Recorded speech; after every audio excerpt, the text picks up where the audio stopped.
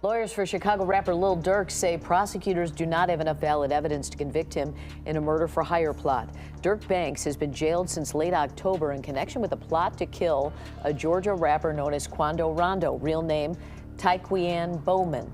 The attack killed Bowman's cousin. Banks' attorneys say prosecutors are overreaching when they claim that the lyrics of one of Banks' songs may be quoted as evidence. Lawyers for Chicago rapper Lil Durk say prosecutors do not have enough valid evidence to convict him in a murder-for-hire plot. Durk Banks has been jailed since late October in connection with a plot to kill a Georgia rapper known as Quando Rondo, real name Tyquan Bowman. The attack killed Bowman's cousin. Banks' attorneys say prosecutors are overreaching when they claim that the lyrics of one of Banks' songs may be quoted as evidence. Lil Durk's lawyer just admitted it's over for him. Every single motion they filed was denied. Every bail package they put together, one of them worth $3 million, was rejected. A confidential witness who is inside the operation is sitting with the feds right now, telling them everything. His own lyrics just got approved by a federal judge to be used against him at trial.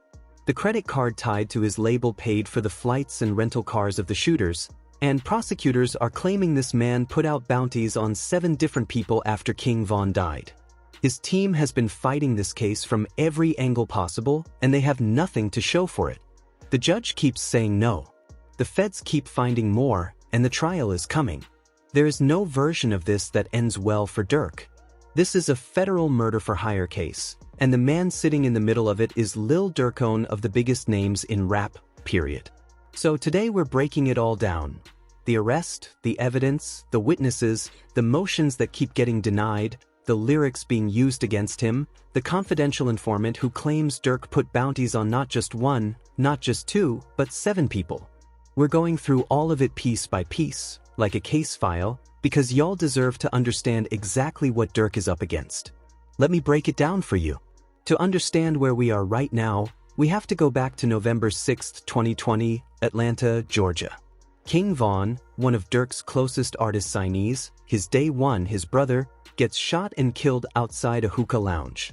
The man allegedly responsible, Quando Rondo's crew. Now, the streets knew immediately what that meant. You don't just lose somebody like Von and move one, especially not when you're Lil Durk, the head of only the family, a man who built his entire career on loyalty, on his hood, on his people. The internet was watching, the fans were watching, and as we now know, the feds were watching too. 2 years after Von's death, the tension was simmering. But then on August 19, 2022, something happened in Los Angeles that would eventually lead to the arrest that changed everything. Quando Rondo, real name Tyquan Bowman, was targeted in a shooting. He survived, but his cousin, a 19-year-old named Sierra Robinson, known as LPB, did not make it. He was killed in that attack. And that, right there, gang, is the center of this entire federal case. Prosecutors say 5 men connected to Durk's Only the Family label traveled to California specifically to kill Quando Rondo.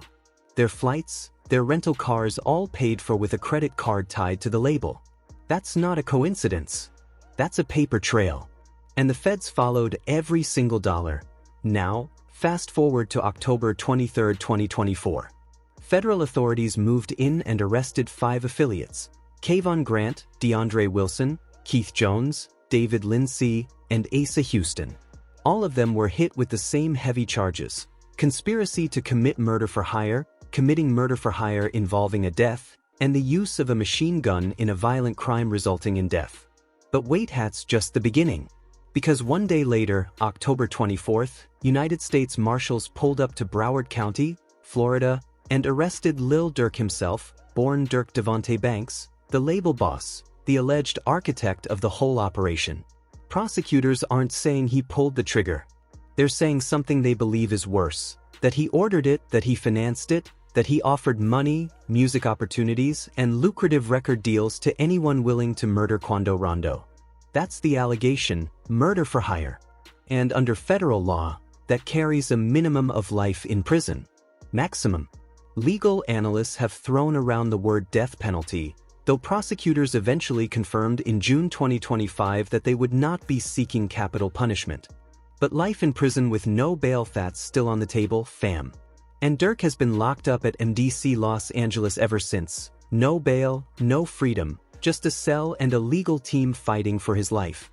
Here's the real tea. What makes this case so dangerous for Durk isn't just the charges, it's the mountain of evidence prosecutors have been quietly stacking. First, the credit card. Let me say that again for the people in the back. The flights and rental cars for the 5 shooters were paid for with a credit card connected to the F label. That's a direct financial link between Durk's business and the murder plot. That's not some Theorythats documentation. Second, and this is where things get real, the feds have a confidential informant, a cooperating witness, someone who was inside. And this person isn't just talking about the Quando Rondo shooting. According to court filings from October 27, 2024, this confidential witness, identified as CW1, claims that Durk placed monetary bounties for the murder of not just Quando Rondo, but 6 other individuals he was feuding with in the wake of King Von's death. 7 people total, 7 alleged bounties, and CW1 claims they have first-hand knowledge of all of it. Now, I know what some of y'all are thinking. That's just a snitch, you can't trust that, and that's a fair point. But here's the problem. The court filing says there is significant evidence corroborating CW1's account. The feds don't just put a witness on the stand and hope for the best in a case this big. They corroborate, cross-reference, and build a case around the witness so that even if the jury has doubts about one person, the physical evidence backs everything up. Then, there's the second alleged murder plot. During a December 12, 2024, detention hearing, unsealed court documents revealed that federal operatives were linking Durk to a second murder for hire, the fatal 2022 shooting of Stefan Mack, who was killed after leaving the Youth Peace Center of Roseland in Chicago. Durk has not been charged in that case, but prosecutors brought it up specifically to argue he was a flight risk, and it worked. The judge denied a $3 million bail package offered by Durk's team. $3 million denied. And if that ain't enough, there are also Durk's own words, his lyrics, his music videos, and the judge just ruled they can come in. Now, this part right here might be the most wild development in the whole case, no cap. On February 13, 2025, Judge Michael W. Fitzgerald ruled that lyrics from Lil Durk songs could be used as evidence at trial. His defense team, led by high-profile attorney Drew Findling, fought hard against this. They argued that using creative work to prosecute an artist is prejudicial, that it poisons the jury's ability to be objective. And honestly, from a legal standpoint, that's a real argument that's been debated in courts across the country. But the judge didn't fully agree. Out of 13 song lyrics prosecutors originally wanted to submit, 4 excerpts were approved with edits. The judge trimmed some portions but allowed others to stand, contingent on the government adequately explaining their relevance at trial. Then, there's the music videos. The judge ruled that screenshots from the videos could be entered as evidence. But here's the part that should have Durk's team sweating. There's one specific video that prosecutors believe was made as a reward, a celebration of Quando Rondo's anticipated death, and the judge has not ruled that video out entirely. It could still come in.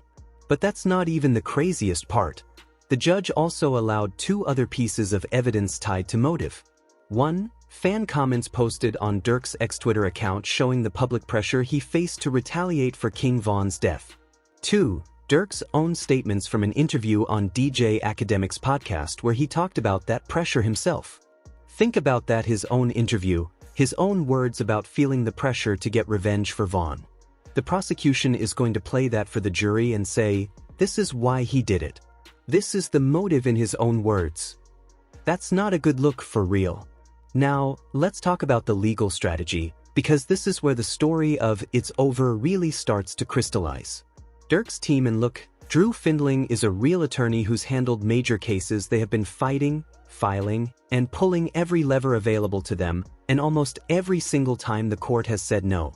Let's run through it. Motion to dismiss the indictment.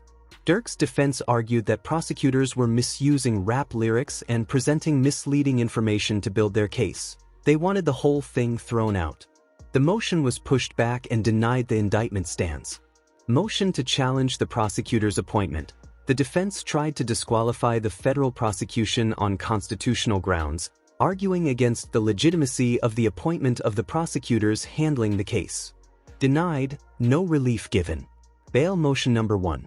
A $3 million package offered during the December 2024 hearing, denied, with the judge citing flight risk and public safety.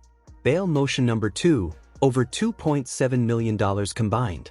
In May 2025, Durk's team came back with a new package: $1 million cash, $1 million from the record label, and $700,000 in real estate. They scheduled a hearing for June 3rd. That offer was also rejected.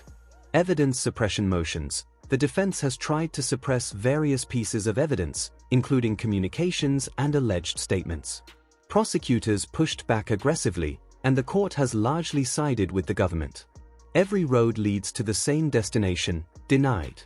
And when every motion fails, when every legal maneuver gets shut down, the message becomes clear: the court is not sympathetic to the defense's arguments, and that matters enormously when you're heading into a trial. Now, here's a piece of this story that doesn't get talked about enough, and this might be the detail that haunts Durk's case more than anything else. In a filing from May 2025, U.S. Attorney Bilal Aisali stated directly in writing that witnesses in this case and their family members have already been threatened. Not implied, not alleged. Without specifics, the government is claiming that intimidation of witnesses has already occurred, and prosecutors pointed the finger directly at Durk's camp. Now, why does this matter so much? Because it tells the judge everything they need to know about why Durk can't be let out on bond. It tells the jury, if and when they hear it, that the defendant has a consciousness of guilt. It tells the narrative of the whole case in one sentence: this is a man who allegedly orchestrated a murder, and when the case got hot, allegedly tried to make sure the people who could talk couldn't. That is devastating. Absolutely devastating. And the fact that the judge has repeatedly denied bail despite multimillion-dollar offers suggests the court is taking those threat allegations seriously. Now, some of Durk's supporters have been pointing to the trial delays as some kind of sign that things are going in his favor, like the delays are proof the case is falling apart. Fam, let me set the record straight on. The trial was originally set for January 7, 2025. It got pushed to October 14, 2025, because of undiscovered evidence, new developments around a potential plea deal, and other complications. Then it got moved again to January 2026, then to May 2026, and as of February 2025, there was a hearing scheduled for the 23rd to finalize evidence. The trial is now targeted to begin April 13, 2026. But here's what those delays actually mean: the government keeps finding more evidence, more witnesses, more pieces of the puzzle. Every postponement has come with additional developments that made the case more complex, not less dangerous for Durk. The plea deal conversations alone should tell you something: you don't negotiate a plea in a case you think you're winning. And let's be real, even if Durk gets some kind of deal, we're talking about a man who's been behind bars since October 2024 with no end in sight, facing charges that carry life in prison, with cooperating witnesses, denied bail, and his own lyrics about to be read to a jury. That ain't a W by any stretch. Here's another layer people keep sleeping on: those 5 men who were arrested the day before Durk: Kayvon Grant, DeAndre Wilson, Keith Jones, David Lindsay, and Asa Houston are all facing the same heavy charges: murder for hire, machine gun, death resulting. Now, federal cases, gang, federal cases are built on cooperation. The feds have a near-perfect conviction rate. And when you've got 5 co-defendants all staring down life sentences, the question isn't will someone talk, the question is how many already have. CW1, the confidential informant referenced in court documents, maybe one of these individuals or someone even closer to the operation has direct knowledge of the conspiracy and of multiple other bounties Durk allegedly placed.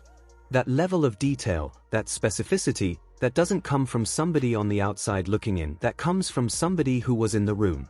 And when the people who allegedly work directly for you are potentially sitting down with prosecutors, describing conversations, describing payments, describing plans, your defense attorney has one of the hardest jobs in the country. And if the criminal case wasn't enough, let's not forget that in February 2025, Andrea Robinson, the mother of Sava Robinson, the young man who was killed in the 2022 shooting, filed a wrongful death lawsuit against Durk. This is civil court running parallel to criminal court fronts. And while a wrongful death suit doesn't result in prison time, it results in financial judgment. It results in public testimony. It results in depositions and evidence that can cross-pollinate with the criminal case. For a man already locked up, already facing life, already watching his bail motions get denied one after another, a wrongful death suit from a grieving mother is one more weight on an already crushing pile. Now, let me zoom out for a second, because beyond the courtroom, beyond the legal filings, this case is about something much bigger than one rapper. The city of Broadview, the Cook County village outside Chicago where Durk grew up and gave back, rescinded his key to the city. His Neighborhood Heroes Foundation got publicly disavowed. The community he represented, the community he said he was building for that community officially cut ties. That's the kind of reputational damage that doesn't just go away with a not guilty verdict. That's the kind of thing that follows you. And for hip-hop as a culture, this case is setting a precedent. Rap lyrics being used as evidence in court has been debated for years, but this might be the biggest, highest-profile case where a judge allows those lyrics in, where a man's art becomes his prosecution's exhibit.